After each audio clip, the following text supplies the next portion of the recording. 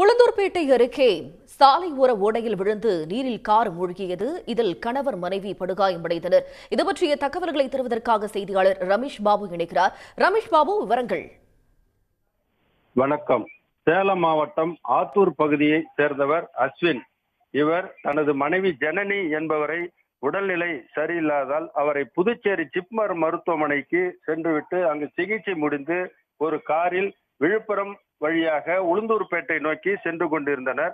இந்த காரை அஸ்வின் ஓட்டி சென்றுள்ளார். இந்த கார் சற்று முன் உளுந்தூர்பேட்டை அருகே மேட்டத்தூர் என்ற இடத்தில் சென்று கொண்டிருந்த போது சாலையின் அந்த குறுகிய பாலத்தில் திடீரென நிலை தடுமாறி தூக்க கலக்கத்தில் கார் அந்த பாலத்தில் ஒரு பகுதியில் மோதியதில் இதில் சாலை ஓரத்தில் இருந்த ஓடை தண்ணீரில் கால் தரை குப்பர மூழ்கியது. இதில் அஸ்வின் ஜனனி ஆகிய இருவரும் படுகாயம் அடைந்து உயிர் தப்பினர். உடனடியாக தகவல் அறிந்து சம்பவ இடத்துக்கு சென்ற திருநாவலூர் காவல் நிலைய போலீசார் அவர்கள் இருவரையும் மீட்டு உளுந்தூர்பேட்டை அரசு மருத்துவமனையில் சேர்க்கப்பட்டு தற்போது சிகிச்சை அளிக்கப்பட்டு வருகிறது.